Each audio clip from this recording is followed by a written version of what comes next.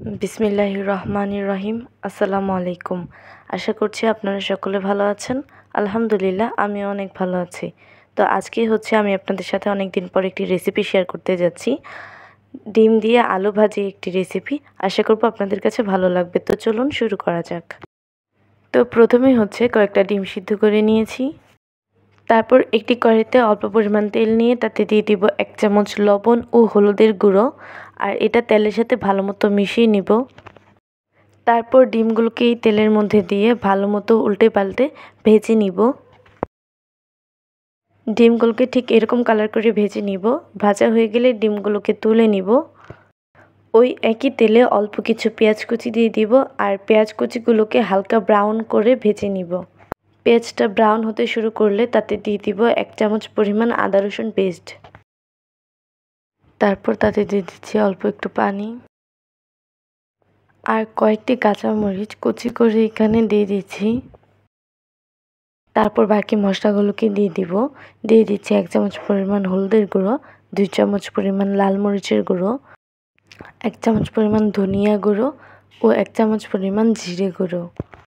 সবগুলো মশলা ভালো মতো নেড়েচেড়ে মিশিয়ে কিছুটা কষিয়ে নিব। মশলাগুলো ভালো মতো কষানো হয়ে গেলে আগে থেকে কেটে ধুয়ে রাখা আলুগুলোকে মশলার উপর দিয়ে দিব, আর মশলার সাথে ভালো মতো আলুগুলোকে মিশিয়ে নিব। তারপর আলু ভাজিতে দিয়ে দিচ্ছি স্বাদ মতো লবণ।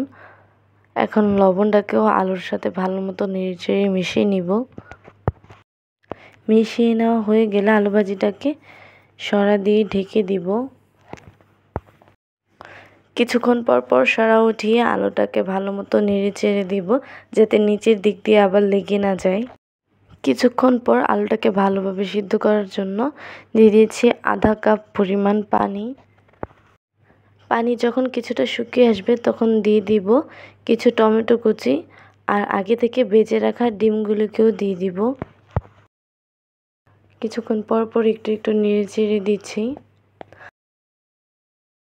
পানিটা শুকিয়ে তেলটা উপরের দিকে ভেসে আসলেই তরকারিটা নামিয়ে নিব।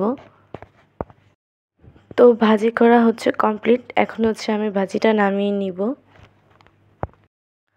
তো এই তো আমার ডিম দিয়ে আলু ভাজির রেসিপিটি রান্না করা কমপ্লিট, আর এটি আমি সার্ভ করে নিয়েছি।